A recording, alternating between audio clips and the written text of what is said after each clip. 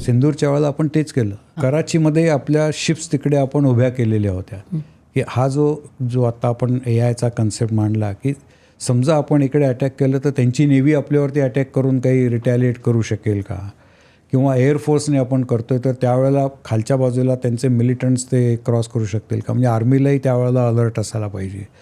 मग आता जर एअरफोर्सने आर्मीशी शेअर केलं नाही की आम्ही ह्या वेळेला जाणार आहोत की त्यावेळेला तुमचा गस्त वाढवा तिकडची ह्या सगळ्या ह्याच्यावरची, तर ह्यासाठी थिएटर कमांड म्हणजे जसं थिएटरमध्ये डायरेक्टर सगळ्यांना सांगत असतो, प्रत्येक आर्टिस्ट त्याचं स्वतःचं डिसिजन घेत नसतो.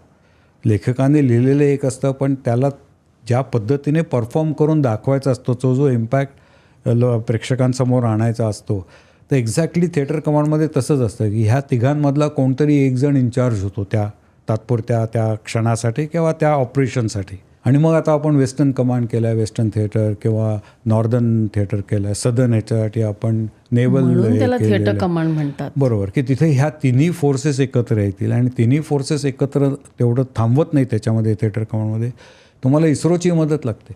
आपण प्रत्येक वेळेला ऐकलं की ऑपरेशन सिंदूरमध्ये इस्रोचं कॉन्ट्रीब्युशन भरपूर असतं. आता हे जे मी सॅटेलाईटने सगळं बघायचं तर त्यापेक्षा जास्त आपण आता बोलू शकणार नाही याच्यामध्ये, त्यामुळे मला इथे थांबायला लागेल. पण जे पब्लिक डोमेनमध्ये आहे ते आपल्याकडे अवेलेबल आहे, मी सांगण्याची काही गरज नाही. पण इस्रोने जे काही सॅटेलाईटवरनं जे ह्या तिघांना एक जे आता मिलिटरीवरचा माणूस आहे तो एखाद्या रिमोट प्लेसवरती कुठेतरी बॉर्डरवरती जवळपास 5 किलोमीटरवरती आहे, त्याला काहीतरी तिकडे इम्पॉर्टंट दिसलं आहे, त्याला ते इमिजिएटली कम्युनिकेट करायचं आहे, तर ते नॉर्मल रेडिओ फ्रिक्वेन्सीने होणार नाही. म्हणजे आपले सॅटेलाईट फोन असतात, अशा प्रकारचे फोन त्यांना दिले जातात. तो एका क्षणामध्ये तिकडनं सॅटेलाईटवरती ती माहिती पोचवतो की मला या इथे समोर अशा काहीतरी हालचाली दिसत आहेत. कदाचित सॅटेलाईटला त्या दिसल्या नसतील किंवा कदाचित आपले जे फायटर जेट्स तिकडे ज्या घिरट्या मारत होते त्यांच्यावरती जे पॉड्स असतात ते पॉड सतत शूटिंग करत असतात, डिजिटायझेशन करत असतात. पॉड्स म्हणजे एक प्रकारचा कॅमेराच असतो तो, पण तो एअरक्राफ्टच्या खालती लावलेला असतो आणि त्याची ॲक्युरसी खूप मोठी, म्हणजे तो अक्षरशः प्रत्येक इंडिव्हिज्युअल माणसाचंच नाही तर प्रत्येक माणसाचा हात आणि पायसुद्धा ओळखू शकतो की डावा हात उजवा हात कुठे चालला आहे, आणि त्याचं डिजिटायझेशन करून तो digitise data online ground base ज्या कमांड्स असतात त्यांच्यापर्यंत पोहोचवत असतो रिअल टाईम.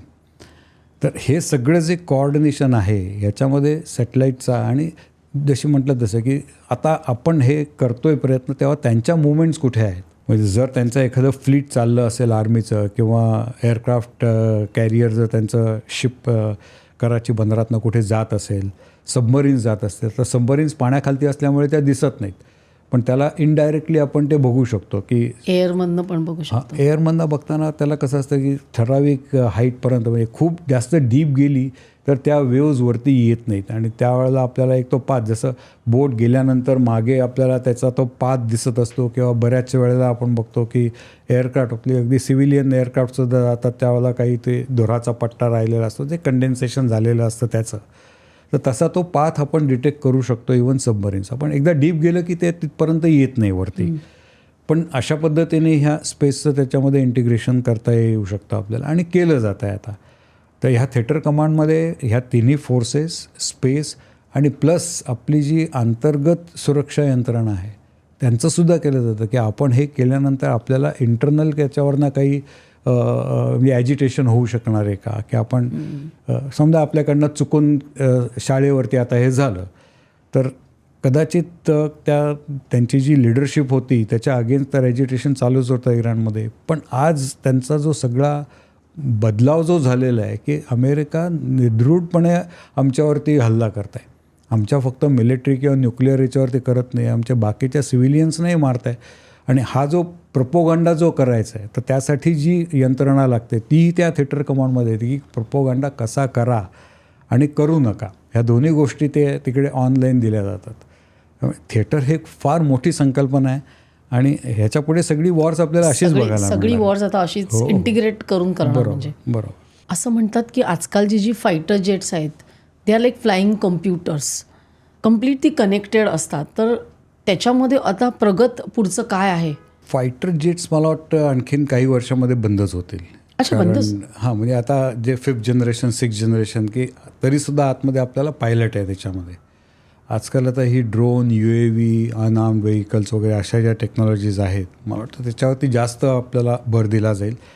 2 ॲडव्हान्टेजेस त्याच्यामध्ये मिळतात की जर एखादा माणूस आतमध्ये बसून आपल्याला त्या फायटर जेटमध्ये घेऊन जायचं असेल तर त्याची जी क्षमता असते त्यातली जवळजवळ 30 ते 40% क्षमता त्या माणसाला पुरवणारा ऑक्सिजन, त्या माणसासाठी लागणारं एन्व्हायरमेंट, त्याला लागणारी जी इजेक्शन सिक्युरिटी आहे त्याच्या लाईफसाठी जे आपण करतो ते म्हणजे पॅराशूट आहे, त्याची ती इजेक्टेबल सीट आहे किंवा जे काय आणखीन आतमध्ये केलं जातं ह्याच्याऐवजी फक्त जी इलेक्ट्रॉनिक सिस्टीम आहे त्याला जे हीट निर्माण होते तेवढं काढण्यासाठी एअर कंडिशनिंग दिलं तर मग आतमध्ये ऑक्सिजन आहे नाही याचा काही फरक पडत नाही. म्हणजे हा जो बाकीचा जो पेलोड आणि खर्च जो नॉर्मल फायटर जेट्सवरती आपले आहे आत्ता ते 3rd, 4th, 5th, 6th generation तो पूर्णपणे एलिमिनेट होईल. आणि त्याचा ॲडव्हान्टेज असा मिळेल की एकतर आपल्याला ह्या फायटर्सचा जो साईज आहे तो कमी करता येईल.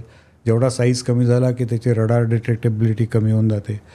ह्युमन नसला की आतमध्ये ह्युमन रेटिंग आत्ता जे आपलं PSLV GSLV इतके दिवस आपण सहज उडवत होतो पण ते जेव्हा गगनयान प्रोजेक्ट आपला आला की आपले स्वतःचे आता ॲस्ट्रॉनॉट्स किंवा टुरिस्ट आपण घेऊन जाणार आहोत तेव्हा त्याचं जे रेटिंग झालं त्या ह्याच्यामध्ये इतक्या मोठ्या प्रमाणामध्ये बदलाव करावे लागले. स्टँडर्ड सिस्टीम्सच आपल्या आहेत सगळ्या PSLV GSLV पण त्याच ह्युमन रेटिंगसाठी ज्या वेळेला आपल्याला क्वालिफाय करायच्या तर त्याची रिलायबिलिटी रेशो जो आता आहे त्यापेक्षा जवळजवळ आणखीन तिप्पट जास्त करावं लागतं की काही झालं तरी ह्युमन लाईफ त्याच्यामध्ये सॅक्रिफाईस होता कामा नये. आज PSLV गेलं, सॅटेलाईट गेलं, लॉन्च व्हेकल गेलं तरी आतमध्ये ह्युमन नाही आहे, लाईफ नाही आहे आज त्याच्यामध्ये. आणि तेच एक्झॅक्टली आपण आता रिव्हर्स करतो आहे. तिकडे आपण ह्युमन आणायचा प्रयत्न करतो, या इकडे आपण आता फायटर जेट्समधनं तो काढतो आणि ते जे 30% जे सेव्हिंग होणार आहे त्यांनी तो साईज कमी होईल किंवा त्या 30%मध्ये आणखीन पेलोड्स आपल्याला घेऊन जाता येतील. आता साधा ड्रोन जरी आपण घेतला की पहिल्यांदा 10 किलो वजन उचलायला ड्रोन आपल्याला भारी होता आणि त्याचा उपयोग म्हणून फक्त छोटी छोटी ॲमेझॉनची किंवा आपली फूड पॅकेट्स डिलिव्हर करण्यासाठी म्हणून करायचा असाच फक्त त्याचा विचार होता.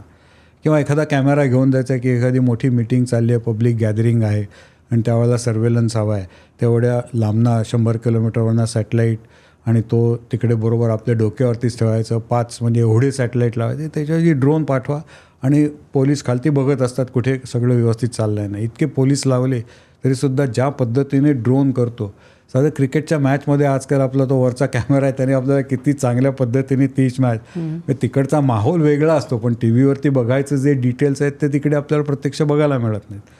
आता हेच जर डिफेन्स सेक्टरमध्ये जर आणायचं झालं आणि हा जर आपण 30% भाग कमी केला तर मला नाही वाटत की याच्यापुढे कोणी म्हणजे 7th जनरेशन ज्यावेळेला फायटर आपण डिझाईन करू त्यावेळेला आतमध्ये कोणी पायलट असेल आणि त्याचं जे डिझाईन असेल ते UAV किंवा ड्रोनवरतीच बेस जास्त असेल आणि त्याच्यापुढे आपली टेक्नॉलॉजी जाते. म्हणजे हे अशा प्रकारे वापरायचं का फक्त सॅटेलाईटवरतीच फक्त सर्वेलन्स होऊ शकेल की जे सॅटेलाईट्स आत्ता आपण 100 किलोमीटरवरती फक्त 5च होत आहेत त्याला अशी काही टेक्नॉलॉजी आपण डेव्हलप करू शकू का की जे आपल्यावरती सतत जिओ सिंक्रोनाईज राहतील. कदाचित फेल जास्त लागेल, त्याचं लाईफ कमी होईल पण अशा इमर्जन्सी सिच्युएशन्समध्ये, वॉर लाईक सिच्युएशनमध्ये लो अर्थ ऑर्बिटसुद्धा आपल्या डोक्यावरती राहू शकतील का, ह्याच्यावरती टेक्नॉलॉजी चालली आहे. वॉर गेम्स आपले आता वॉरेट जे आपण मगाशी बोलत होतो की नुसता गोळा टाकायचा, त्याच्याऐवजी एका गोळ्यातनं 100 गोळे त्याचे होतील आणि प्रत्येक गोळ्याला गायडन्स असेल आणि ते 10 किंवा 100 टार्गेट्सवरती इंडिपेंडेंटली टार्गेट करतो. म्हणजे तुम्ही सोडता एकच वॉर हेड पण पुढे जाऊन त्याचं विच्छादन होतं आणि त्या विच्छादनातनं त्याचे जे काय जे डिझाईन केले असतील 10 तुकडे किंवा 100 तुकडे आणि प्रत्येक तुकडा हा इंडिपेंडंट केपेबल असतो की जो इंडिपेंडंट बॉम्ब त्याच्या टार्गेटवरती जाऊन पडेल. म्हणजे सोल्जर्स किंवा सैनिकांपेक्षा मला वाटतं अल्गोरिदम्सच युद्ध लढवत आहेत. ही क्लिप जर तुम्हाला आवडली असेल तर संपूर्ण पॉडकास्ट बघण्यासाठी सर्व काही पॉडकास्ट चॅनलला भेट द्या आणि हो, सर्व काही क्लिप्सला सबस्क्राईब करायला विसरू नका.